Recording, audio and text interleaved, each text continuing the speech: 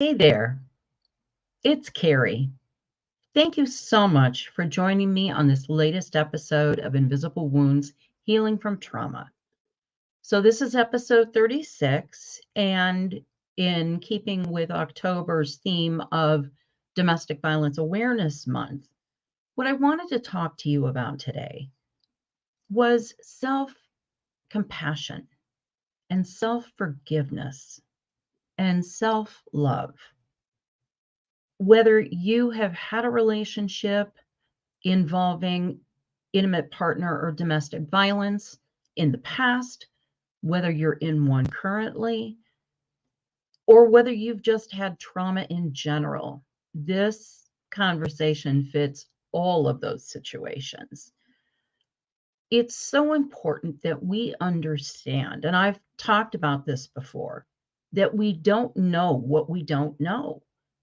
So if we were raised in an environment or grew up in an environment where we had adversity, whether we had chaotic environments, toxic or absent parents or caregivers, if we were in any situation that we were not guided and supported and had boundaries set for us and shown how to show up in the world, show up not only as ourselves, but how to show up for other people.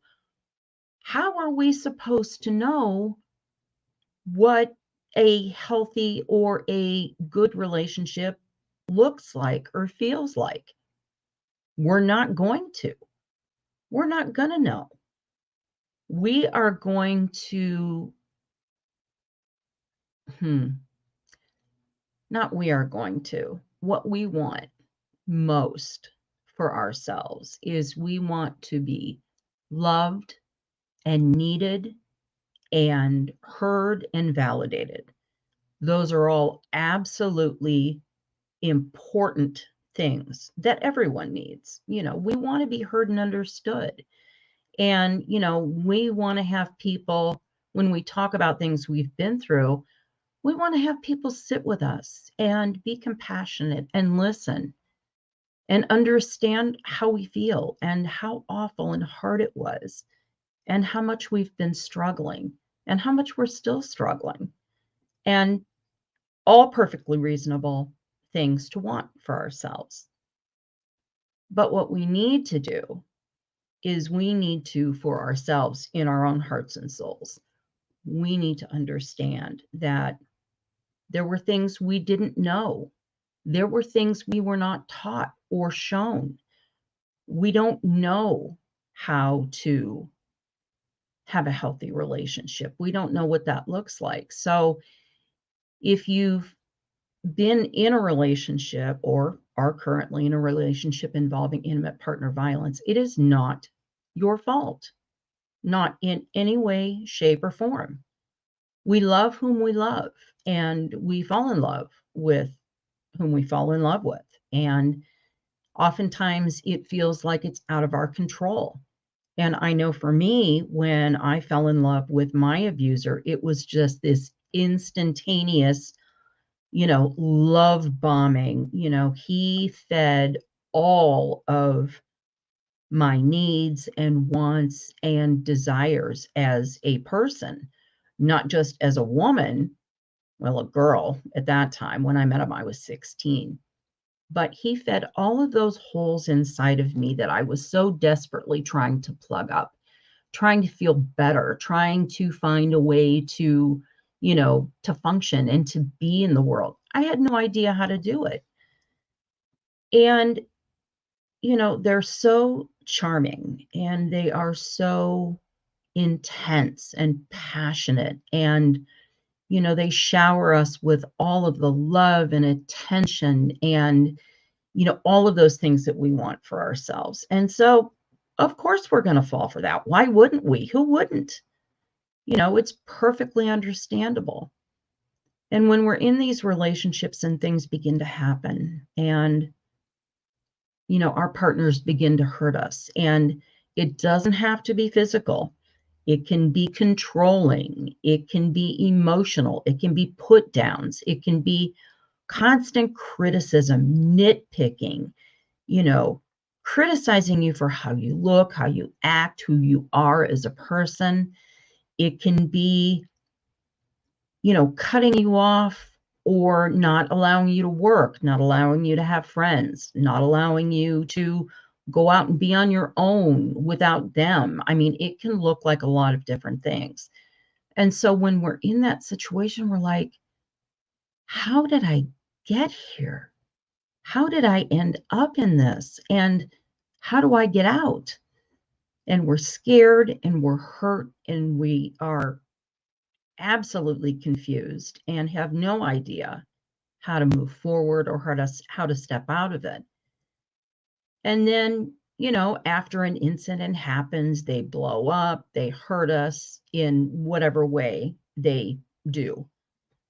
And then they shower us with love and, they feed us little crumbs of affection and attention, just enough to keep us hooked, just enough to keep us there.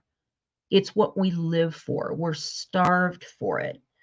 So that give and take that they do, the take is the abuse. And then the give is that shift of, I'm so sorry. I don't know what came over me. I'll never do it again. It'll never happen again. My abuser was like, I'll get help. He actually told me that he was getting help and seeking counseling and going to a counselor when I had left him. And his mother even, and this was all over the phone. We had landline phones. This was, long ago before the internet and cell phones. So his mother would even call me and talk to me and say, he's going to a counselor, he's getting help, he's doing so much better. And I would go back and it was all a lie. So we want to believe what our abusers tell us. We love them for whatever reason. We love them. And we stay stuck. We stay trapped. We just wait for those, it'll blow over. I'll get through it. It'll go by and, then everything will be okay. I'll make it through. And it doesn't work that way. A relationship involving abuse of any sort will never be okay. It will never sort itself out. It will never be real. It will never be nurturing. It will never be healthy.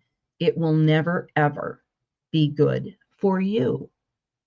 And relationships are all about finding someone that, shares our values and shares our vision of the world and, how we see it, and someone who is loving and kind and caring and supportive and respectful. It is, everybody has moments in a relationship of any kind. People say things out of anger. They hurt each other unintentionally. They get mad. You say things that make little digs at people sometimes to get their attention. It's just being human. That's what people do. We are fallible. We have faults. We are not perfect. We never will be.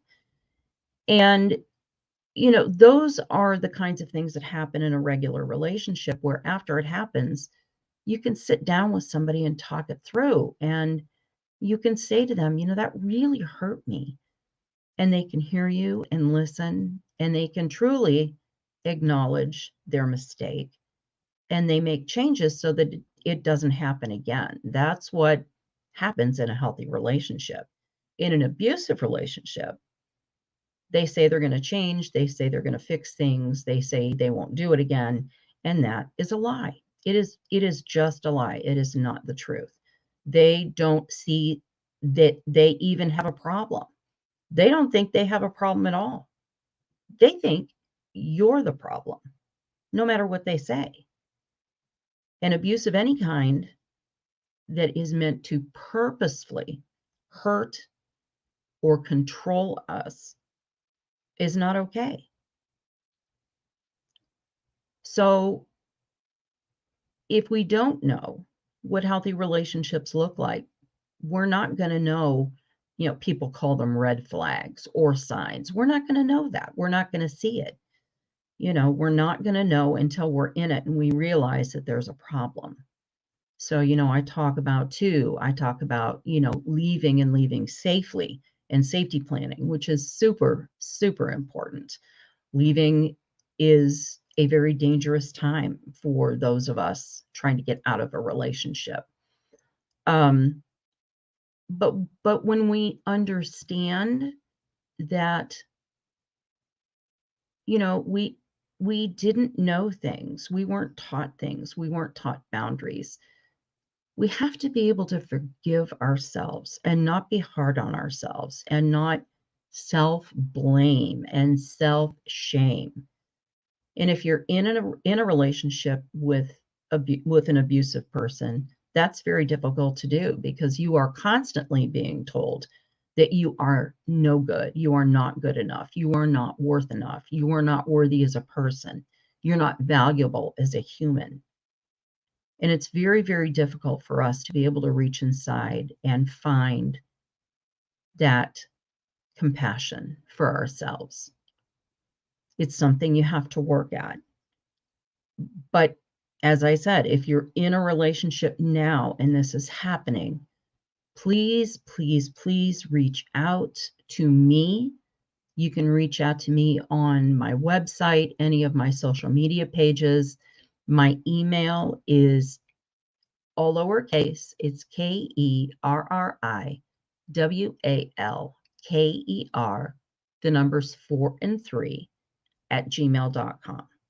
You can call the National Domestic Violence Hotline 24/7 at 1-800-799-7233 for safety planning and help and resources.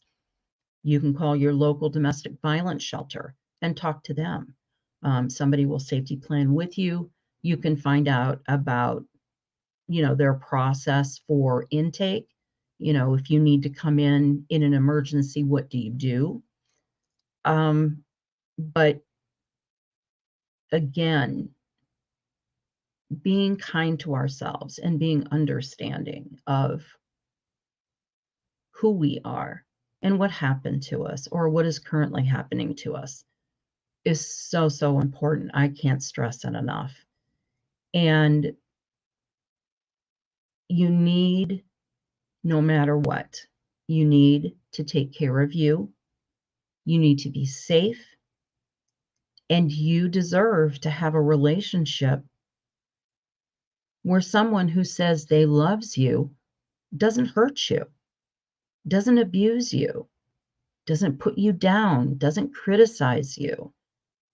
Love, healthy love is supportive and fun and easy and a partnership, an equal partnership, an equal give and take.